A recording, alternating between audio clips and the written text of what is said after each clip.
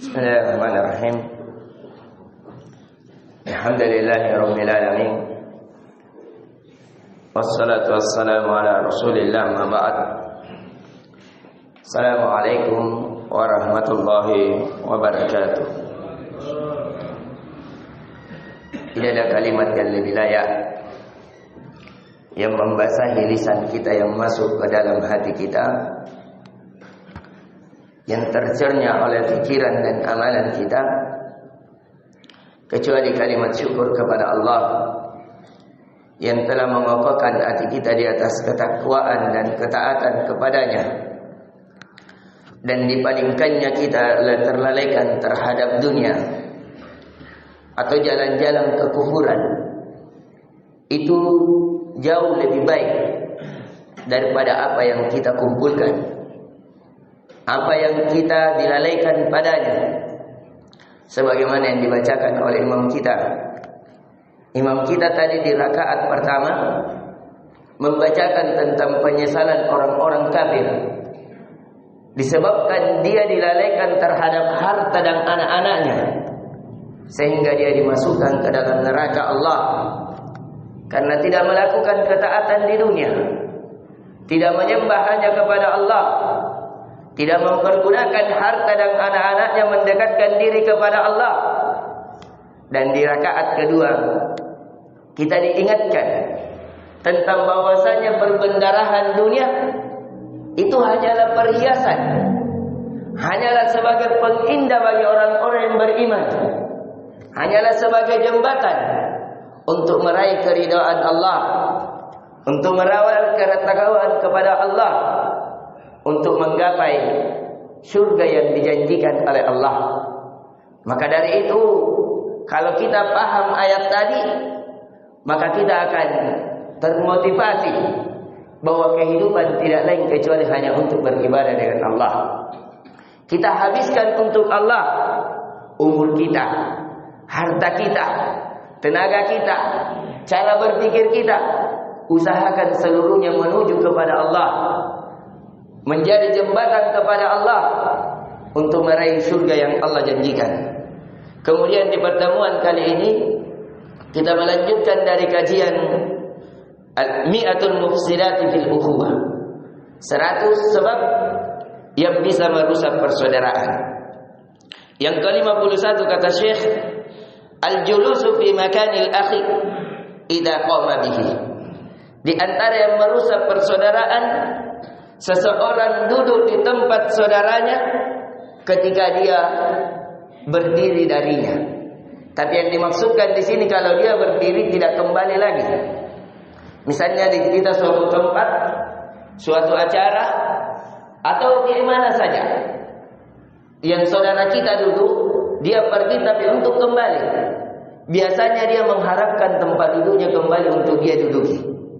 Akan tetapi kita duduki sehingga bisa menyakitkan hatinya, sehingga bisa menjadikan pandangannya jadi tidak enak atau menjadi pandangan sinis kepada kita. Maka dari itu Islam mencegah agar tidak menjadi hal yang seperti demikian.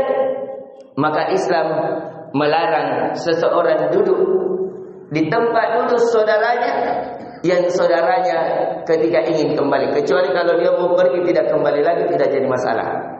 Maka dari itu Nabi sallallahu alaihi wasallam kabarkan dalam hadis Imam Muslim, Ibnu Majah dan Imam Ahmad dalam musnadnya dari Abu Hurairah radhiyallahu an, qala Nabi sallallahu alaihi wasallam, idza qama ahadukum min majlisihi summa raja'a ilaihi fa huwa ahaqqu bihi. Kata Nabi, ketika seseorang di antara kalian berdiri dari tempat duduknya, kemudian dia kembali kepadanya, kepada tempat duduknya, maka dia lebih berhak menduduki tempat duduk tersebut daripada orang yang kedua tadi. Supaya apa? Supaya tidak terjadi perselisihan hanya dengan permasalahan tempat duduk. Kemudian Nabi juga melarang, kata Nabi sallallahu alaihi wasallam dari Ibnu Umar, la yuqim ahadukum akhahu fayajlus fi majlisihi. Kata Nabi sallallahu alaihi wasallam, jangan seseorang menjadikan saudaranya berdiri kemudian dia duduk di tempat duduk saudaranya. Ya kalau kita biasa, entah karena datang tamu, ya ini undang kita, bila saling mempelong nekarai. Ini tidak dibolehkan. Dia tidak ada yang seseorang bawa jabatannya demikian, kecuali kalau kosong dan memang tidak dipersilahkan oleh tuan rumah, jangan duduk di sebelah sini. Ini khusus untuk tamu saya, bapak saya dan ibu saya misalnya. Maka jangan dibuka bahwa ini bisa ditempati dulu. Tapi kalau tidak diberikan kayak ruangan VIP misalnya, tidak dikhususkan dari awal, dia menjadi sesuatu yang mubah dari awal, maka tidak boleh seseorang kalau sudah duduk diberdirikan. Ya, karena hal tersebut bisa memacu, bisa menjadi sebab perselisihan di antara kaum muslimin. Yang ke-52 kata Syekh, Adamul fashi lahu fil majalisi. Seseorang tidak memperluas tempat duduknya. Ya, apalagi kalau saf. Kalau dulu para sahabat, mereka kalau saf, mereka berlomba-lomba. Kalau kita ya sorong-sorong kita. Maka dari itu karena kejahilan kita. Maka dari itu kata Nabi, seandainya kalian tahu apa yang akan kalian dapatkan pada saf yang pertama, jikalau kalian mendapatkannya dengan harus berundi, harus ini goceng ron naik arena bertia lidalika, maka kalian akan mengundi dengannya. Karena inilah yang menjadi bekal kematian kita. Inilah yang menjadi bekal ketika kita berada di hadapan Allah. Bukan harta yang kita kumpulkan, jabatan yang kita banggakan, itu semuanya tidak bermanfaat kalau kita tidak jadikan mendekatkan diri kepada Allah, sebagaimana yang dibacakan oleh imam kita pada rakaat kedua tadi. Maka dari itu Allah Azza wa Jalla kabarkan, ya ayyuhalladzina amanu idza qila lakum tafassahu fil majalisi fafsahu yafsahillahu lakum. Wahai orang-orang yang beriman, kata Allah, jikalau dikatakan kepada kalian perluas tempat duduknya, beri saudaramu yang lain untuk duduk juga, maka kata Allah, maka perluaslah tempat duduk tersebut dengan kalian memperluas saudara kalian, maka Allah juga akan memperluas urusan kalian. Kemudian yang ke-53 yang merusak persaudaraan adalah al-khitbatu ala khitbatihi. Seseorang melamar dari lamaran saudaranya.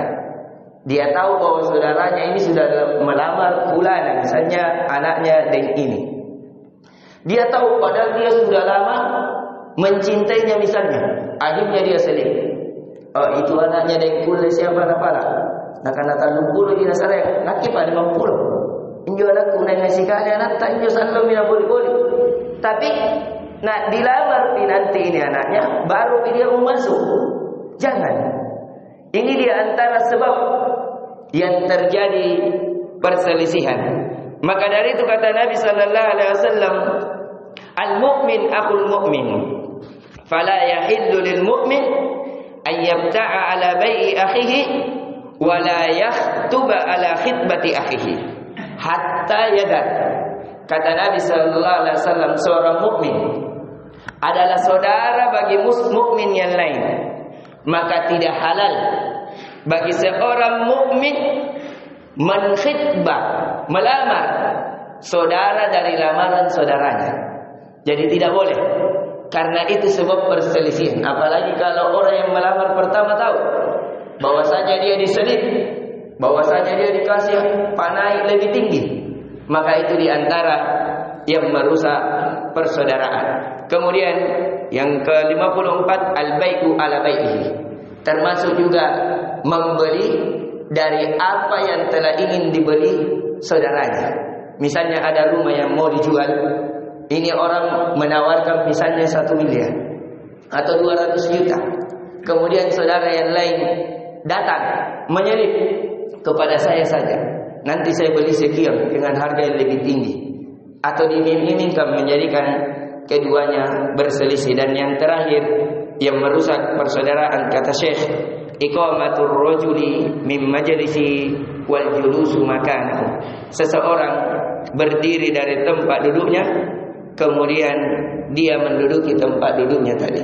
Jadi saya memperinci dari yang tadi yang bisa kita ulas sekali lagi, seseorang menjadikan berdiri atau seseorang mengambil tempat duduknya ketika orang itu pergi kemudian ingin kembali, ataukah dia membeli dari apa yang ingin dibeli saudaranya, ataukah melamar dengan lamaran yang di atas lamaran saudaranya, maka itu semuanya sebab-sebab yang menjadikan perselisihan, perpecahan, menyakitkan hati di tengah kaum muslimin. Kalau dia mau membeli dari belian saudaranya atau melamar dari lamaran saudaranya, hendaknya ketika saudaranya meninggalkannya, sudah memutuskan bahwa dia tidak menginginkan lagi, barulah dia memberikan haknya.